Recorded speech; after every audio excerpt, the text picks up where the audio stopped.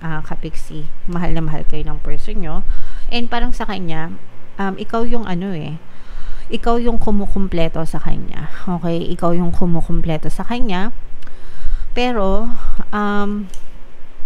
parang hindi niya rin ma-give up yung buhay niya na nakasanayan niya. Pwede kasi na bago ka dumating sa buhay niya, ganun na siya, mahilig siyang mag-inom, mahilig siyang lumabas, mahilig mag-party, mahilig magbarkada.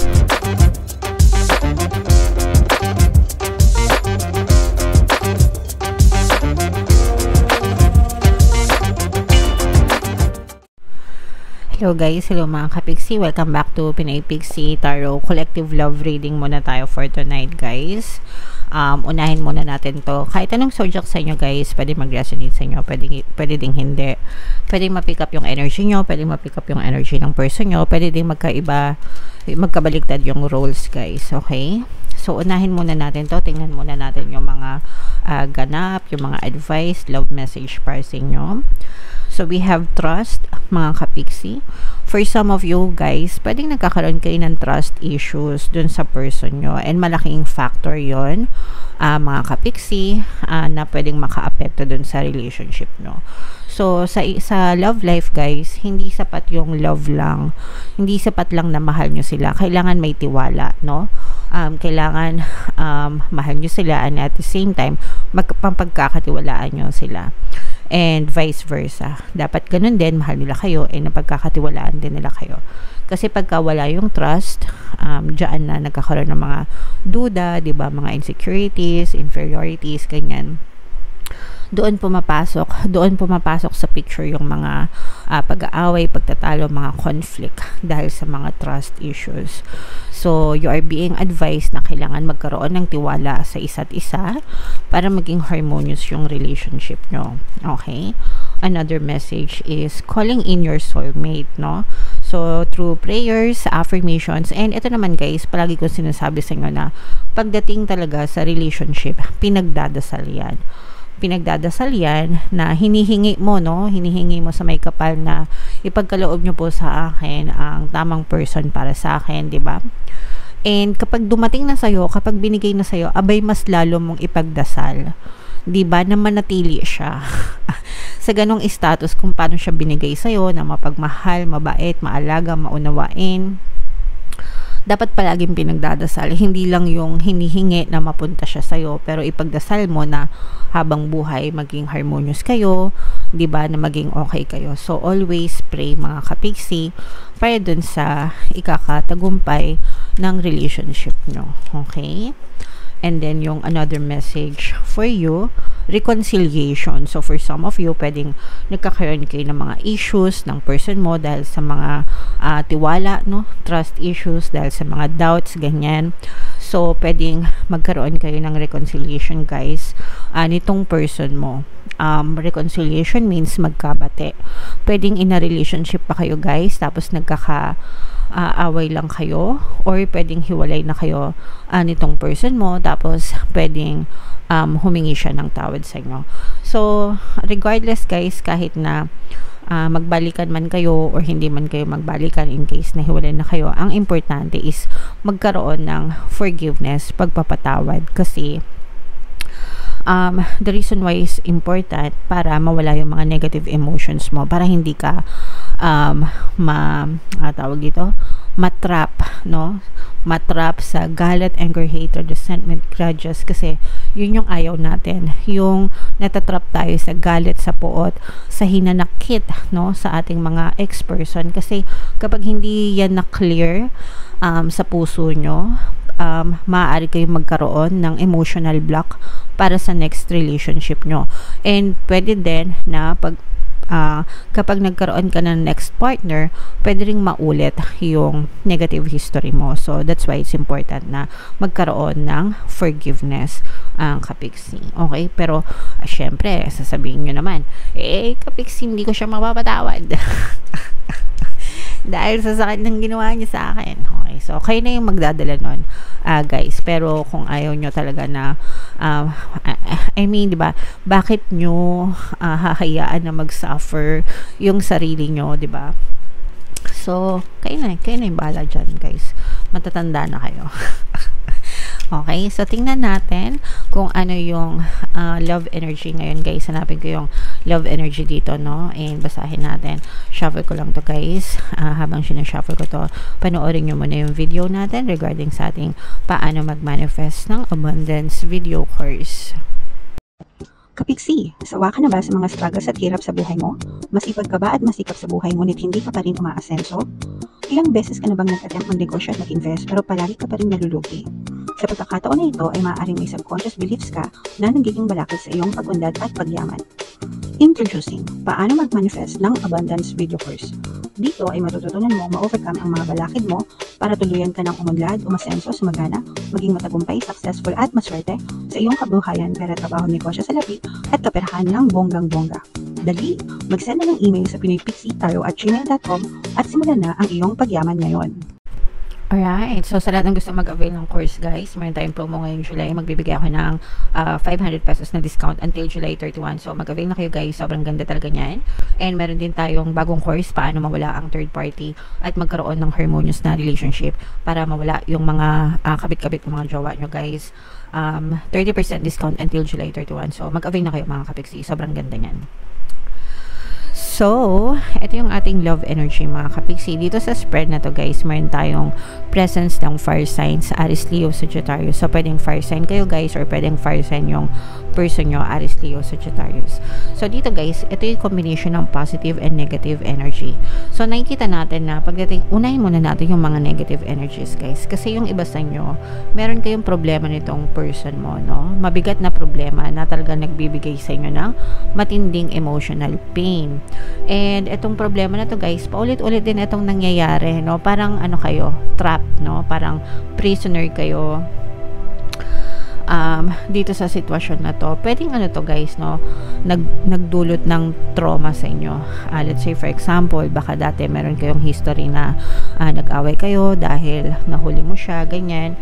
Tapos, kahit na hindi niya na yung ginagawa right now, pag may nakikita kayong red flags, natitrigger kayo, no? So, let's say, for example, pag hindi siya umuwi, o kaya late siyang umuwi, ganyan, kung ano-ano na yun naiisip nyo, kaya kailangan dito ng trust. Okay? Kaya kailangan dito ng trust, mga kapiksi, kasi yung iba sa inyo natitrigger dun sa mga previous na naging kasalanan ng person mo. Nahihirapan kayo magtiwala dito sa person mo, okay? Pero nakikita din naman natin na you're trying, pero parang kinakain kayo deep inside. Ibig sabihin, sinusubukan yung baliwalain, pero deep inside, yung emosyon nyo, no? Pwedeng hindi mo sinasabi sa kanya yung mga pagsiselos mo, yung mga pagbubunganga mo, yung mga insecurities mo. Pwedeng hindi mo sinasabi sa kanya, pero deep inside napapraning ka, no? Ibig sabihin, kung ano-anong iniisip mo, nawawalan ka ng tiwala sa kanya, natitrigger ka, pero lahat yon sinasarili mo and kinakain ka ng insecurities mo, okay? So, yun yung nakikita natin na negative dito sa reading na to. So, comment down below, kapiksi if nakaka-resonate kayo. Kailangan nyo, guys, pakinggan yung ating self-love subliminal and ho'oponopono para matulungan kayo sa pag-heal nyo, para tuluyan nyo makalimot yung mga nakaraan, guys, and para ma-develop din yung confidence nyo, yung self-confidence nyo, kasi pagka confident kayo sa sarili nyo, guys, mawawala yung mga insecurities nyo, kasi yung iba sa inyo, guys, kinakain kayo ng insecurities nyo right now, kaya kung ano-ano yung naiisip nyo tungkol dun sa person nyo.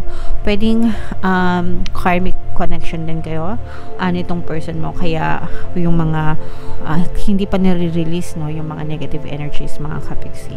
Pero nakikita natin dito, kapiksi, na talagang mahal kayo ng person nyo. Pwedeng nakagawa siya ng kasalanan sa inyo, pero itong person mo gustong bumawi sa'yo talaga and gusto niya magsimula.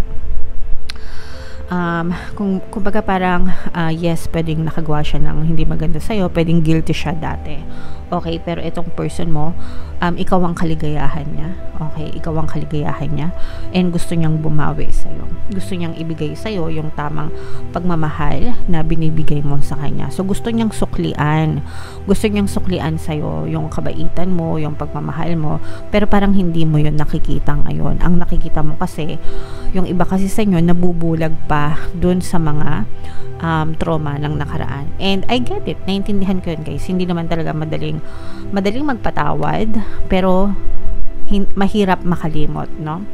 Pero package yun, guys. Kailangan pag nagpatawad kayo, dapat kasabay yung paglimot. Kasi pag hindi nyo kinalimutan yung past, parang anay yan na sisira sa relasyon nyo. Kakainin nyo yung relasyon nyo hanggang sa wala nang matira, okay?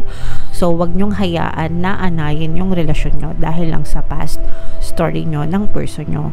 Kung magpapatawad kayo, dapat handa rin kayo na kalimutan yung nakaraan para hindi na kayo mapraning.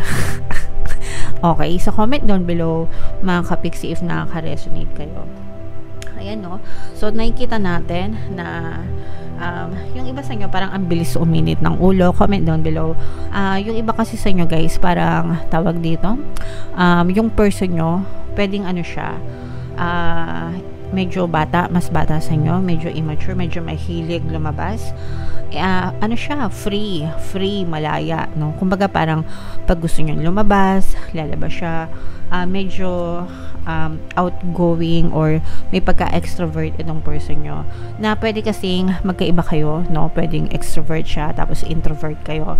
And syempre, yung mga extrovert, mahilig talagang lumabas yan, mahilig mag-party, mahilig mag-connect sa iba-ibang tao, no? And sa kanila, parang wala lang yun. Normal nila yun. And sa inyo, lalo na kung introvert kayo, pwedeng nabibigyan nyo ng kulay, ng hindi magandang kulay, yung ginagawa nila. So, medyo meron kayong differences pagdating sa personality na medyo challenging para sa inyong dalawa, guys. Pero, sabi ko nga, kapiksi, mahal na mahal kayo ng person nyo. And parang sa kanya, ikaw yung ikaw yung kumukumpleto sa kanya. Okay? Ikaw yung kumukumpleto sa kanya. Pero, parang hindi niya rin ma-give up yung buhay niya. Yung buhay niya na nakasanayan niya. Pwede kasi na bago ka dumating sa buhay niya, ganun na siya. Mahilig siya mag-inom, mahilig siyang lumabas, mahilig mag-party, mahilig magbarkada, maraming friends, ganyan. Pwedeng ganun na siya.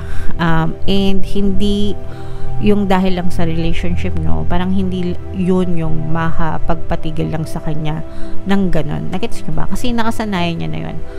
So, para sa kanya, malaking sakripisyo yun pagka ginawa niya yun, kapiksi. So, sana sa mga ganung klaseng bagay, nagkakaintindihan kayo kasi dapat pares na kayo mature, di ba? Dapat pares nyo nang naiintindihan yan. Pero itong person mo, mahal na mahal ka nito. And yung mga dating pagkakamali niya, aminado naman siya doon. And na-appreciate niya lahat ng efforts mo. Na-appreciate niya na nandyan ka pa rin para sa kanya. Okay? Kaya mas lalo kang minamahal nitong person mo. Hindi ko lang alam kung nararamdaman mo. Pero mas lalo kang minamahal nitong person mo kasi willing ka na tanggapin siya kahit na nagawa niya na yun dati. Pero sabi ko nga, willing siya na bumawi sa'yo and patunayan na mahal ka niya. Alright? Okay, so comment down below, mga kapiksi, if love story nyo ba to. And, yeah, so, ito yung mga relationship subliminals natin, guys. Lagay ko dito, pwede nyo pakinggan para makatulong sa inyo. And ito naman yung ating success stories ng paano mag-manifest ng abundance video course.